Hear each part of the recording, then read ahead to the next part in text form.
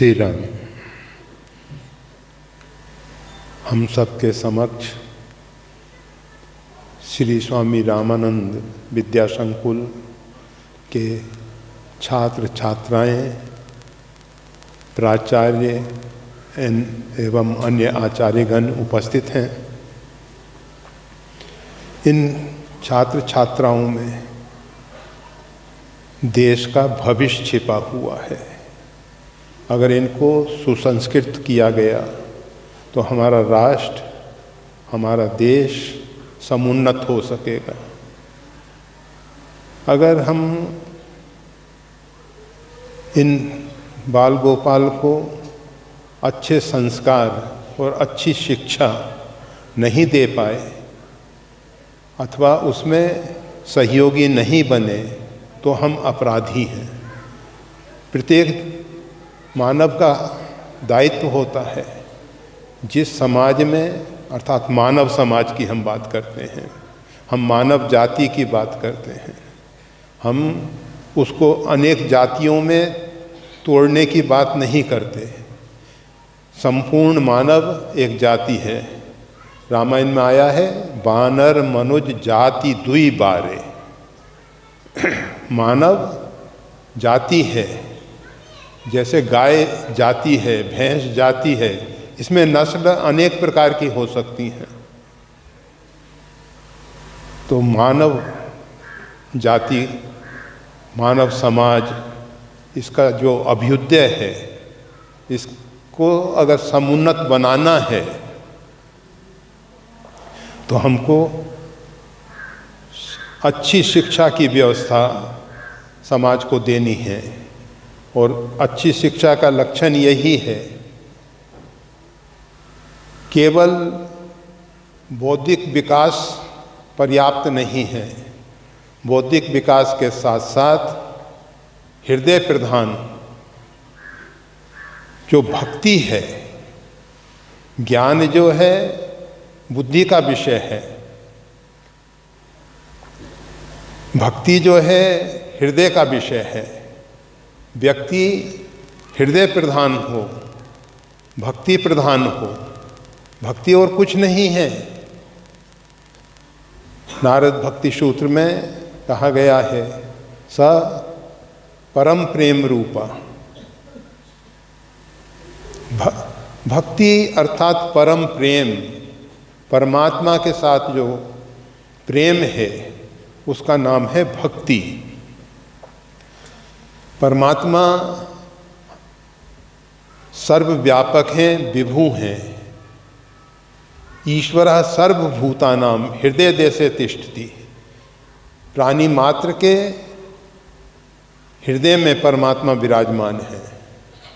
जड़ चेतन, ये जो माइक्रोफोन है, इसके भी हृदय में परमात्मा है।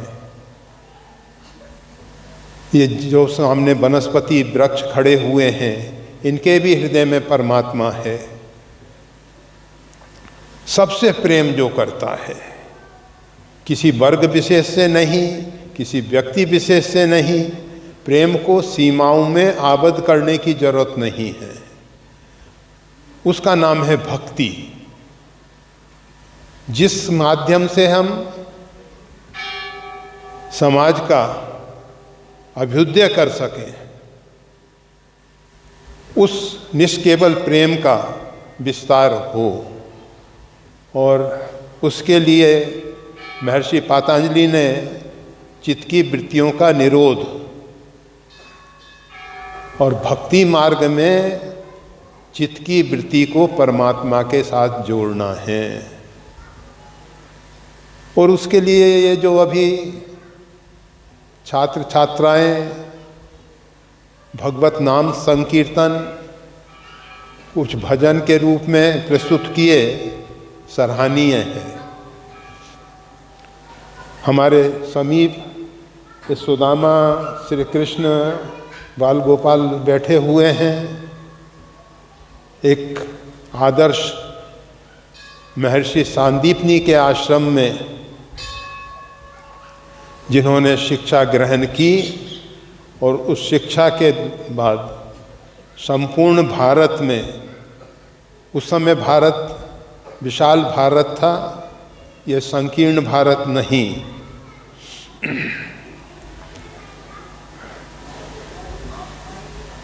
और उस विद्या के माध्यम से उन्होंने अराजक तत्वों को, जो समाज के लिए घातक तत्व थे, भले ही वो राजाओं के रूप में क्यों ना हों, वो आसरी विचारधारा वाले राजाओं का विनाश किया और समाज को एक पवित्र राजसत्ता प्रदान की। तो ये सांदीपनी आश्रम का प्रभाव था, जो भगवान श्री कृष्ण वैसे तो परमात्मा हैं वो, पर जब वो भूमंडल पे अवतरित होते हैं, यद यद आचरति शेष तत्त देवेतरो जना, जैसा जैसा श्रेष्ठ महापुरुष आचरण करके जाते हैं वैसा इतर लोग, अन्य लोग उसका अनुसरण करते हैं। इसलिए परमात्मा श्री कृष्ण ने बताया कि अच्छे गुरुकुल में, अच्छे शिक्षा संस्थान में विद्या प्राप्त करके उस विद्या का उपयोग सर्वजन हिताय हो, बहुजन हिताय हो, जहाँ तक हो सके सार्वभौम अस्तित्व के लिए हो। अगर सार्वभौम अस्तित्व के लिए नहीं हो सकता है तो बहुजन हिताय तो होना ही चाहिए। बहुत सी बातें ऐसी हैं जो सर्वजन हिताय हो सकती हैं, कुछ बातें ऐसी भी हैं जो केवल बहुजन हिताय हो सकती हैं। सर्वजन हिताय में समस्याएं हैं। ठीक है, इस विषय को हम ज़्यादा विस्तार से नहीं कहना चाहते। कल देहरी गांव में रामार्चन है और कल इस प्रकार से यहाँ सत्संग नहीं हो सकेगा। कल देहरी गांव में श्री रामार्चन करने के उपरांत 4 तारीख को ये शरीर यहाँ से प्रस्थान करेगा। अर्थात अभी जो 2-5 दिन के लिए ये शरीर यहाँ आया, उसमें जो मध्यकालीन इस समय का सत्संग है वो आज पूर्ण होना है।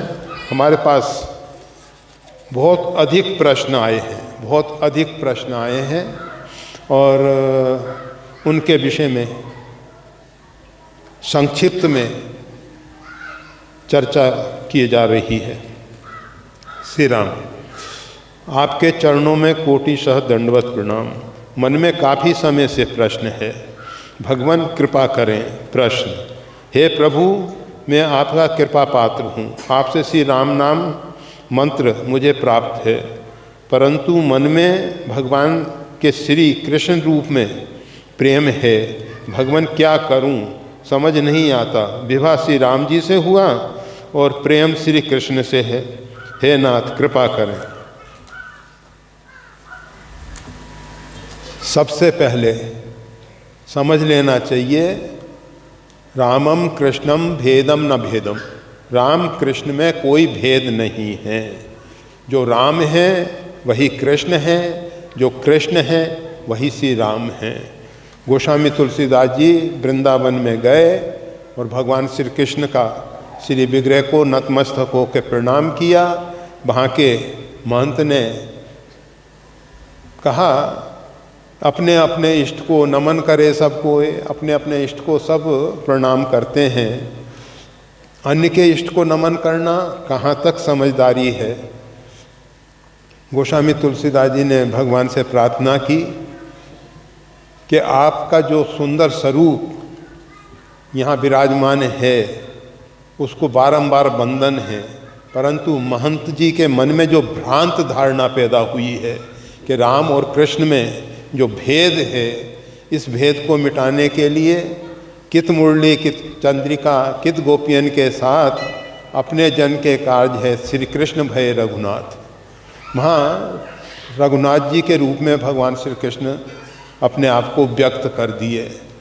अनेकों बार कहा गया है, ये मंदिरों में जो भगवान के श्री विग्रह हैं ये सब चेतन है, ये सब जड़ नहीं है। भगवान इस रूप में विराजमान हैं। परंतु भगवान का जो वास्तविक स्वरूप है, जो हमारे मन बुद्धि का विषय नहीं है, चिदानंदमय दे तुम्हारी विगत विकार जान अधिकारी, जब तक व्यक्ति विकारों से ग्रसित है तब तक परमात्मा के स्वरूप को नहीं पहचान पा रहा है। परमात्मा के स्वरूप को तो जानना बहुत दूर की बात है, हम अपने स्वरूप को भी नहीं जानते हैं। को अहम, मैं कौन हूँ, मेरा स्वरूप क्या है, हम नहीं जानते हैं। हम अपने आप को हाड़ मांस का चलता फिरता पुतला मान बैठे हैं। तो परमात्मा जो हैं उनके अनेक रूप हैं, अनेक रूप रूपाए विष्णवे प्रभु विष्णवे। ये जितने भगवान के स्वरूप हैं इनमें भेद दृष्टि करना अपराध है। भगवान को भिन्न भिन्न रूपों में हम कहते हैं। अपने जीवन की एक घटना, ये शरीर उत्तराखंड में बहुत लंबे समय तक निवास किया है। अभी भी उत्तराखंड में 3-4 आश्रम हैं।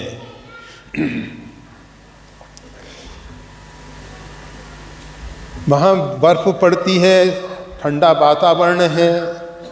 एक महात्मा जी ने हमको पहनने के लिए एक पहाड़ी, जो भेड़ बकरी पालन करने वाले दोखी धारण करते हैं, वो वस्त्र दिया।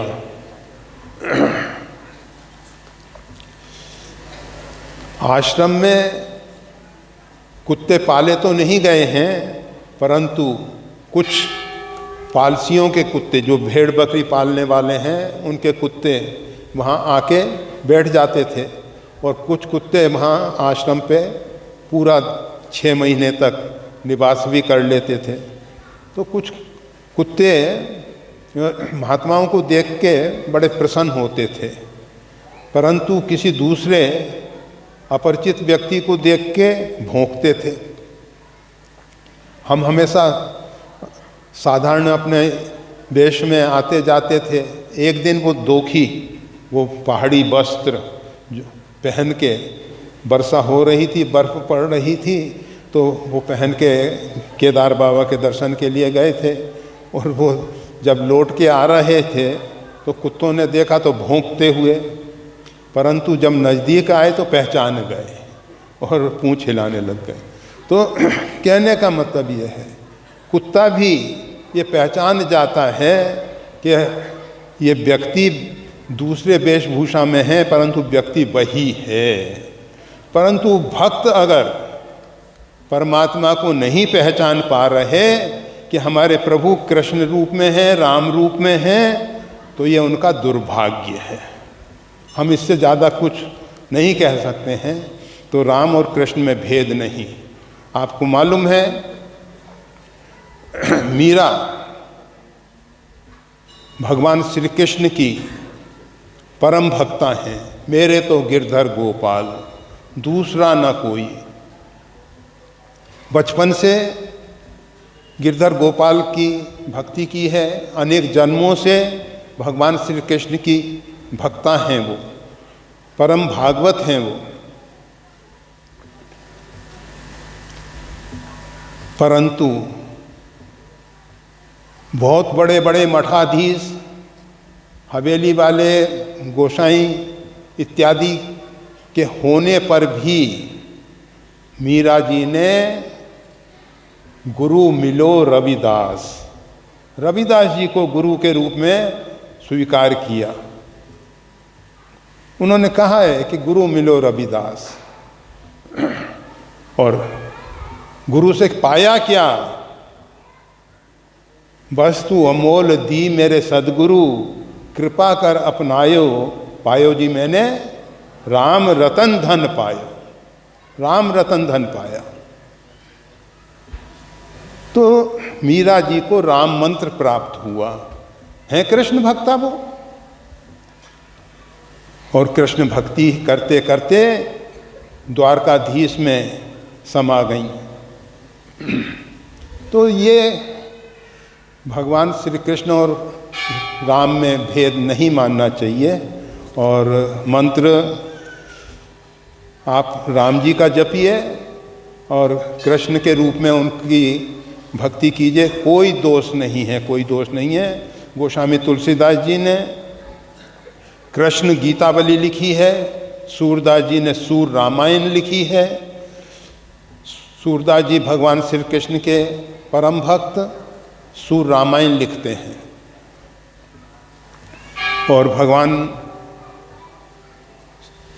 श्री राम के परम भक्त गोस्वामी तुलसीदास जी महाराज कृष्ण गीतावली लिखते हैं। तो जितने भी ये महापुरुष हुए हैं, इनकी दृष्टि में कोई भेद नहीं है। भेद मानना ही भूल है, भेद नहीं मानना चाहिए, और भगवान की भक्ति करते रहिए, उसमें कोई दोष नहीं है। श्री राम।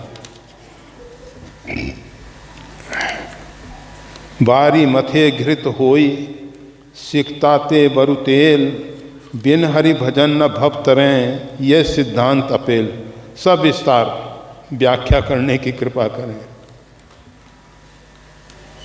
बारी मथे घृत होई, पानी का मंथन करने से घी पैदा, दुग्ध और दधी का मंथन करने से घी पैदा, मक्खन पैदा हो सकता है, क्रीम निकाला जा सकता है।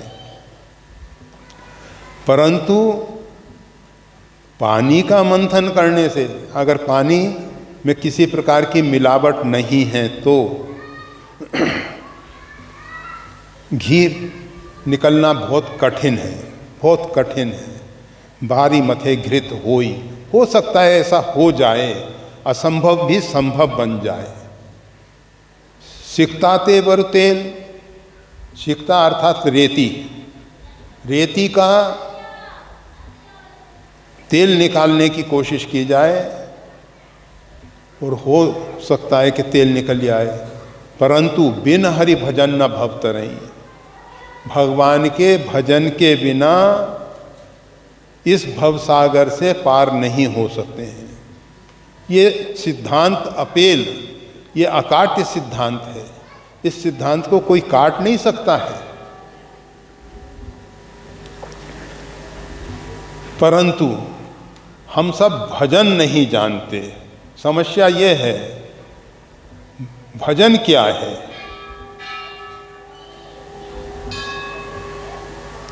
भगवती सीता जी हम जैसे जड़ जीवों के कल्याणार्थ लंका में अशोक वाटिका में निवास कर रही हैं। माता जी ने दिखाया कि मोह की नगरी में, मोह की वाटिका में जीव अपने आप को किस प्रकार से सुरक्षित रख सकता है। उसके लिए भगवती सीता जी लगभग 1 वर्ष से कुछ कम समय लंका में निवास करती हैं, लंका में निवास करती हैं। क्या स्थिति है? निज पद नयन दिए मन, राम पद कमल लीन, नाम पहारू दिवस निशी, ध्यान तुम्हार कपाट। नेत्रों को बंद करके भगवान का ध्यान करती हैं। नाम पहारू दिवस निशी, रात और दिन भगवत नाम उनकी रक्षा कर रहा है। वज्र पंजर नामेदम यो राम कवचम स्मरेत। ये जो वज्र पंजर नाम का कवच है, राम नाम का कवच है, इससे रक्षित हैं। अर्थात जब नाम जब इतना अधिक होता है, रोम रोम में नाम, प्राण में राम बस जाते हैं, राम नाम प्राण में बस जाए तो श्वास प्रश्वास सब जगह राम ही राम हो जाते हैं। एक उसका आभा मंडल तैयार होता है, एक उसका विशिष्ट क्षेत्र तैयार होता है। उस क्षेत्र के अंदर राम नाम से जीव रक्षित रहता है। तो भगवती सीता जी राम नाम से रक्षित हैं। नाम पहारू दिवस निशी, रात दिन वो नाम जो है उनकी रक्षा कर रहा है। अर्थात नाम का इतना अधिक जप किया गया है कि वो नाम का जो आभा मंडल है उसके मध्य में भगवती सीता जी विराजमान हैं। निज पद नयन दिए मन, राम पद कमलीन। और अपने चरणों की तरफ जब नेत्र खोल के देखती हैं तो चरणों में जो चिन्ह है भगवान श्री राघवेंद्र के दाहिने पैर में जो चिन्ह है, भगवती सीता जी के बाएं पैर में वही चिन्ह है। भगवान श्री राघवेंद्र के जो बाएं पैर के चिन्ह हैं वो माता जी के दाहिने पैर में चिन्ह हैं, अर्थात दोनों के पैर में समान चिन्ह हैं। तो माता जी अपने चरणों में देखते हुए राम पद कमलीन, राम जी के चरणों में मन को लगा रखी हैं। अर्थात इस प्रकार से नेत्र बंद होने पर और नेत्र खुलने पर उनकी स्थिति है। भगवान श्री राम ने पूछा कि भगवती सीता जी को सबसे बड़ी समस्या क्या है, विपदा कौन सी है? तो कहा हनुमंत विपत्ति है सोई, जब तब सुमरन भजन न हो, जब तब सुमरन भजन न हो। भगवान का सुमरन करती हैं, नाम जप हो रहा है, ध्यान हो रहा है, सब हो रहा है, परंतु भजन नहीं हो पा रहा। कहा हनुमंत विपत प्रभु सोई, जब तब सुमरन भजन न हो, भजन नहीं हो पाता है। तो ये भजन है क्या जो नहीं हो पा रहा है?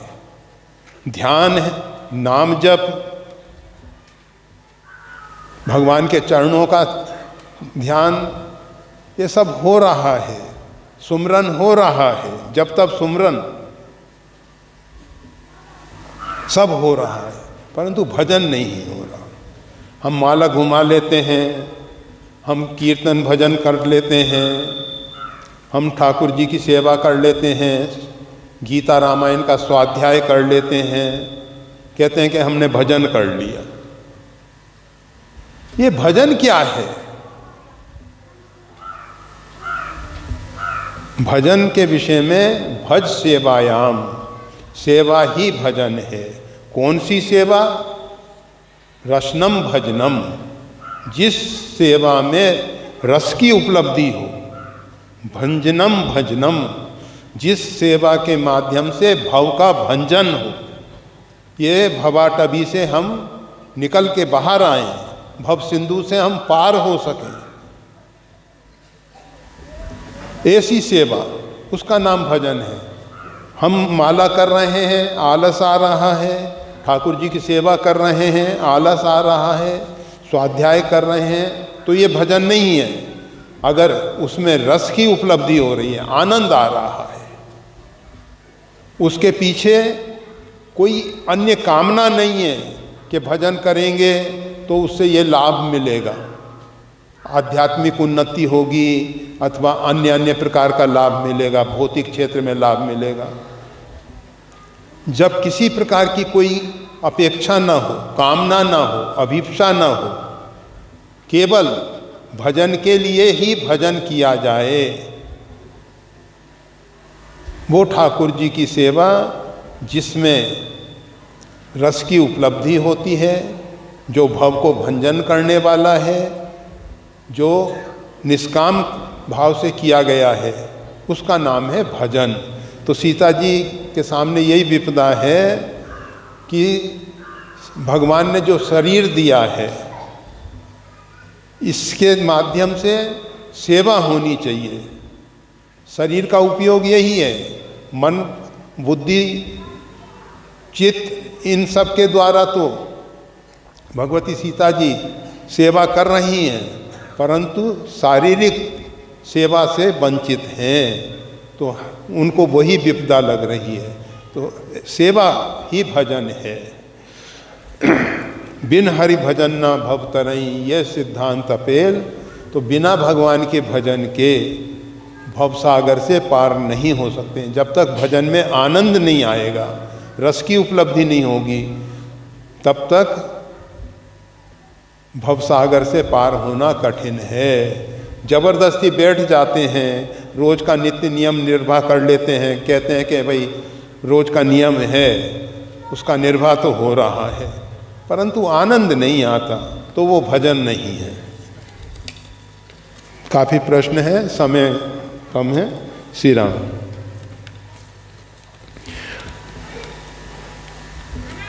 महाराज जी, अवांछनीय विचारों से कैसे बचा जाए एवं साधना पथ पर कैसे आगे बढ़ा जाए?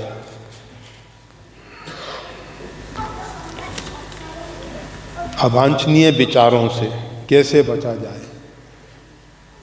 जब हमारे अंदर शुद्ध पवित्र विचार होंगे, सद्विचार होंगे, शिव संकल्प होगा, पवित्र संकल्प होगा, तो अवांछनीय विचार आने के लिए अवकाश ही नहीं होगा, स्थान ही नहीं होगा।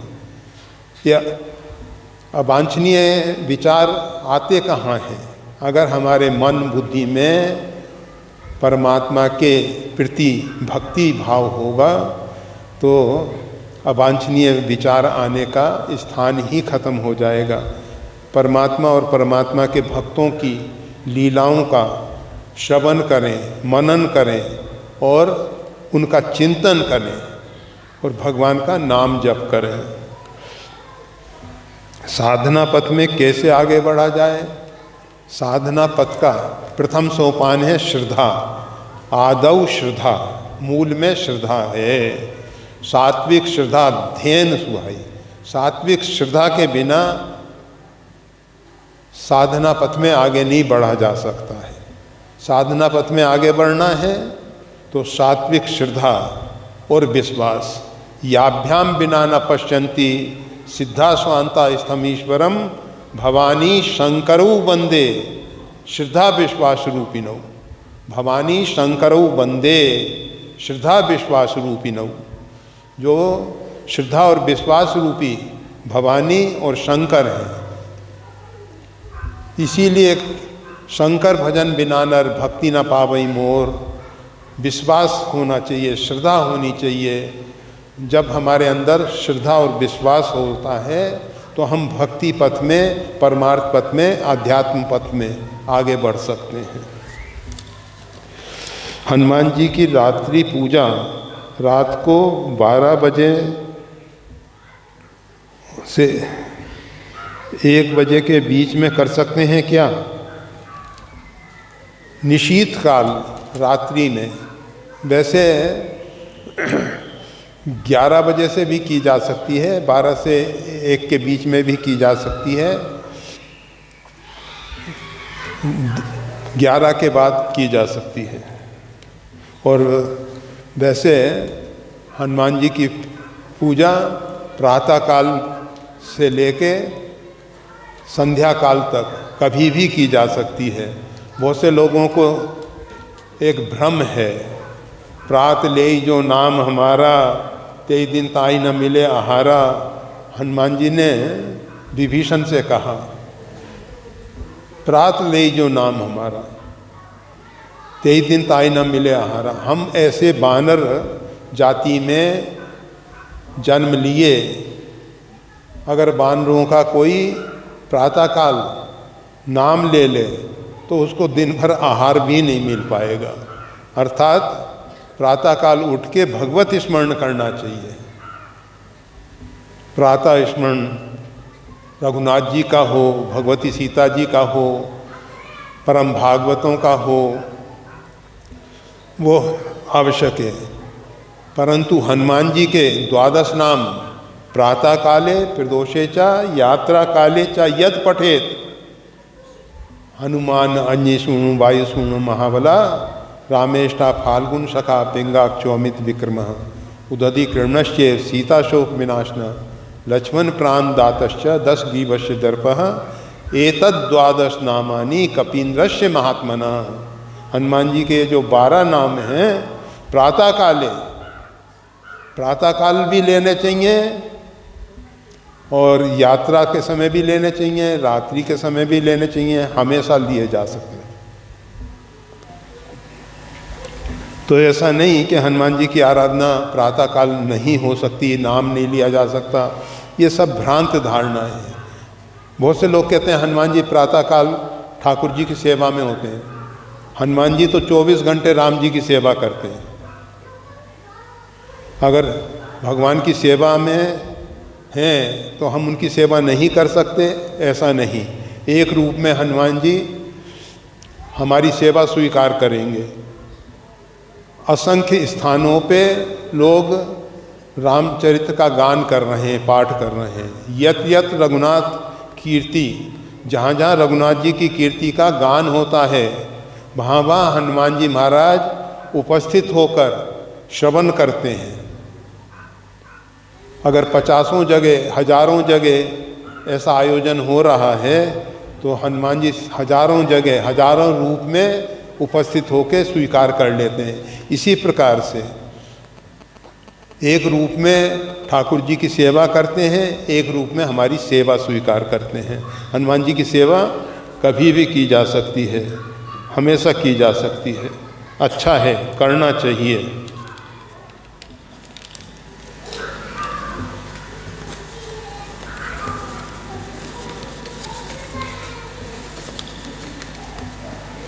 आध्यात्म पथ पर उन्नति का सबसे श्रेष्ठ साधन क्या है? किम अध्यात्म? अर्जुन ने भगवान श्री कृष्ण से पूछा, ये अध्यात्म क्या है? भगवान ने सरल उत्तर दिया, स्वभावो अध्यात्म उच्यते। स्वभाव, स्व को पहचानो। हम ये जो शरीर धारण किए हुए हैं, ये शरीर हमारा है, मन बुद्धि हमारे हैं, परंतु हम इससे भिन्न हैं। अपने आप को पहचानो। स्व अर्थात परम चेतन, वही हमारा स्वरूप है।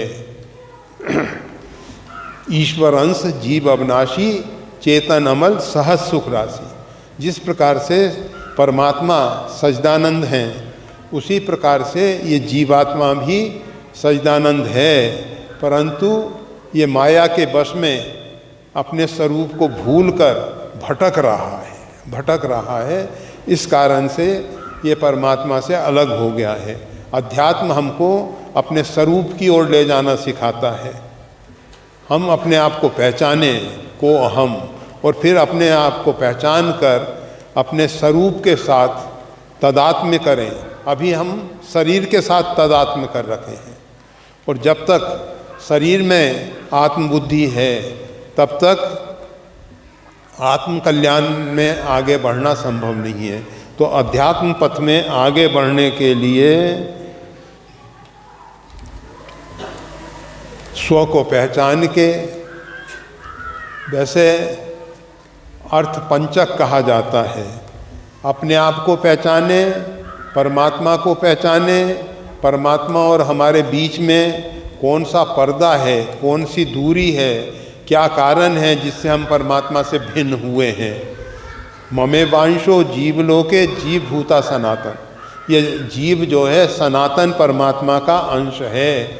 ईश्वर और जीव ये जो हैं ब्रह्म जीव एवं सहज संघाती, ये सहज ही एक साथ रहने वाले हैं, परंतु स्वरूप को न जानने के कारण, भ्रांत धारणाओं के कारण, मोह के कारण हम परमात्मा से अलग हुए हैं। तो मोह निवृत्ति करके ही अध्यात्म पथ पे आगे बढ़ा जा सकता है। और मोह की निवृत्ति होती है गुरुपद कंज, बंदौ गुरुपद कंज, महामोह तम पुंज, जासु वचन रविकर निकर। महामोह तम पुंज, जासु वचन रविकर निकर। गुरुदेव के वचनों के द्वारा महामोह रूपी अंधकार से प्रकाश की ओर आगे बढ़ा जा सकता है। भ्रांत धारणाओं से ऊपर उठ के हम अध्यात्म पथ में आगे बढ़ सकते हैं। गुरु प्रदत्त जो भी हमको साधना है वही अध्यात्म पथ में आगे बढ़ने का श्रेष्ठ साधन है। क्या गौ सेवा करने मात्र से मोक्ष की प्राप्ति हो सकती है? ये मोक्ष और बंधन, रीते ज्ञानान मुक्ति, बिना ज्ञान के मोक्ष नहीं होता है। मोक्ष है क्या? स्वरूप को पहचान जाना ही मोक्ष है। हम जो कर्म के बंधन में हैं उससे हमको मुक्त होना है। ये जीव जो है फिरत सदा माया कर प्रेरा, काल कर्म सुहाव गुण घेरा।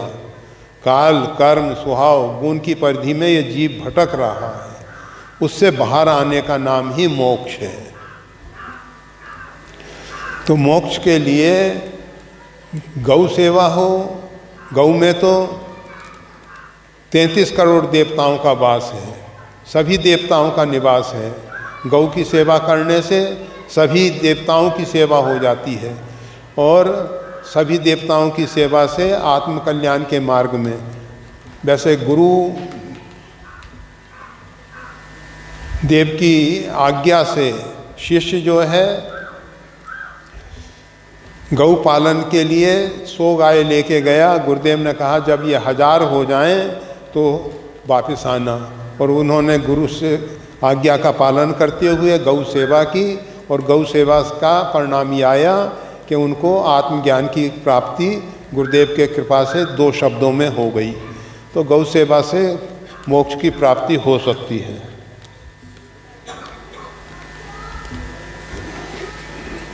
परंतु गौ में देवत भाव रखते हुए, गौ को पशु न समझकर, अगर हम उसको पशु समझ रहे हैं, एक दुधारू प्राणी समझ के दूध देने वाला और अपने भौतिक साधनों की पूर्ति के लिए उसकी सेवा कर रहे हैं, उससे कल्याण नहीं होगा। उसमें देवत्व की भावना रखते हुए, उसमें नारायण को देखते हुए अगर सेवा करेंगे तो कल्याण हो जाएगा, मोक्ष की प्राप्ति हो जाएगी। मानस जी में हनुमान जी को जब जामवंत जी द्वारा शक्तियों का भान करवाया जाता है, तब हनुमान जी को राम काज हेतु अवतरित होने का कहा जाता है। तब हनुमान जी कहते हैं राम काज जब तक पूर्ण नहीं होता मैं विश्राम नहीं लूँगा। पर जब हनुमान जी लंका जाते हैं, वह विभीषण जी से भेंट करते हैं, सत्संग करते हैं, तो वहाँ तुलसी बाबा लिखते हैं कि पावा अनिर्वाच विश्रामा। कृपालु जिज्ञासा यह है कि राम काज क्या था, क्योंकि विभीषण जी के यहाँ हनुमान जी ने विश्राम पाया। हनुमान जी ने कहा राम काज कीने बिन मोहि कहाँ विश्राम। परंतु राम काज करने में विभीषण का मिलना परम आवश्यक था, और विभीषण जी से वार्ता में हनुमान जी महाराज राम कथा करते हैं। जब संत से संत मिलते हैं, भक्त से भक्त मिलते हैं, तो भगवत भागवत चर्चा होती है। तो वहाँ भगवत भागवत चर्चा हुई, राम कथा हुई, और पावा अनिर्वाच विश्रामा, तो उनको उसमें अनिर्वाच विश्राम मिल गया। उन्होंने उसके लिए कोई प्रयास नहीं किया, कोई चेष्टा नहीं की। उनकी चेष्टा तो राम कार्य में ही है। राम कार्य के अंतर्गत अगर कोई को विश्राम मिल जाए, हम भौतिक रूप से विश्राम नहीं ले रहे हैं, केवल राम कथा कह रहे हैं, उसमें विश्राम मिल गया तो ये हमारा अहोभाग्य है। इसी प्रकार से हनुमान जी को भगवत चर्चा करने में अनिर्वाच विश्राम मिल गया, ये मिल गया। उन्होंने उसके लिए कोई चेष्टा नहीं की, उनकी दृष्टि का राम काज पर ही है। सुंदरकांड में विभीषण शरणागति में राम जी ने विभीषण जी को जब राज तिलक किया तो लंका का राज सपचाते हुए क्यों दिया, जो ही संपदा विभीषण ही सकुच दीन रघुनाथ।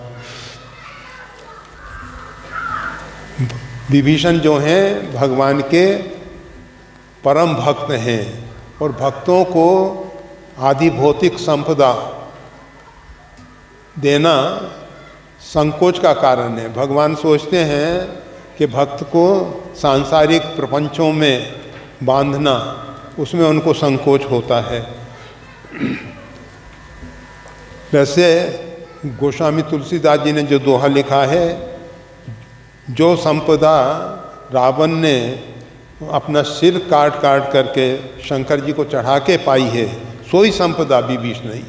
वो संपदा भगवान ने विभीषण को संकुचित मन से क्या दे रहे हैं हम, ये देने जैसा कुछ है ही नहीं, इस भाव से भगवान ने दी है, तो उसमें भगवान को संकोच हो रहा है।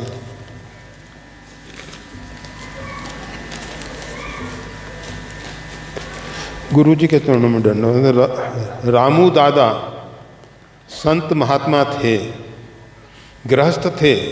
उनके शिष्य ने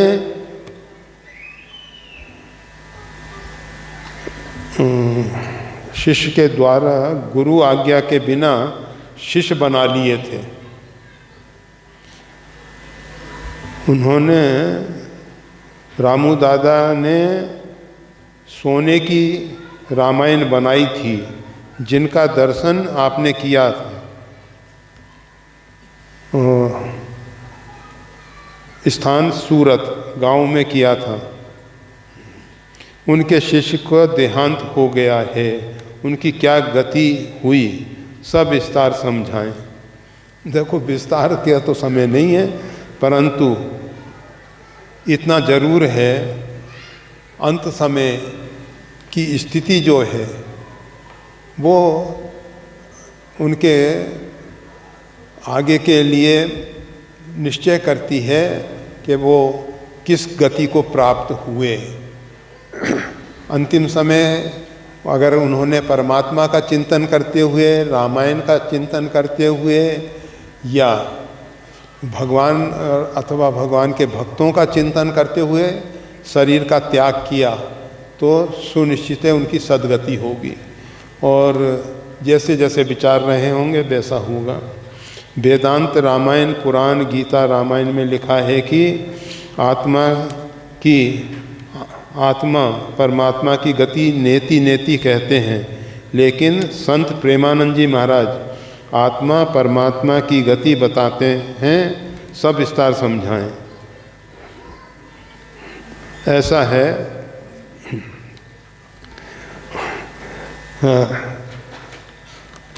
संत महापुरुष जो कहते हैं, किस विचार से, किस स्थिति में, किस प्रसंग को लेके कह रहे हैं, उस पर विचार करना चाहिए। और आत्मा और परमात्मा, इसके विषय में न इति, नेति नेति का अर्थ होता न इति। न इति अर्थात इसकी इति नहीं है, इसका अंत नहीं है, उसको जितना कहा जाए उतना ही कम है। तो इसलिए जब प्रेमानंद जी महाराज जो कह रहे हैं वो ठीक कह रहे हैं। आत्मा और परमात्मा के विषय में जो कह रहे हैं ठीक है, वो नेति नेति है, परंतु उसका मतलब ये नहीं आकाश की खाक किसी ने नहीं पाई है। फिर भी गरुड़ जी से लेके मच्छर तक आकाश में उड़ान भरते हैं। मच्छर भी उड़ान भरते हैं, गरुड़ जी भी उड़ान भरते हैं। आकाश की था तो किसी ने नहीं पाई। इसी प्रकार से आत्मा और परमात्मा की था किसी ने नहीं पाई है, और उनका वर्णन करने में कोई दोष नहीं है। और ये जो नवीन भाई भक्त ये लिखवाए हैं, अच्छा है, प्रश्न इनके बहुत अच्छे हैं। जय श्री राम।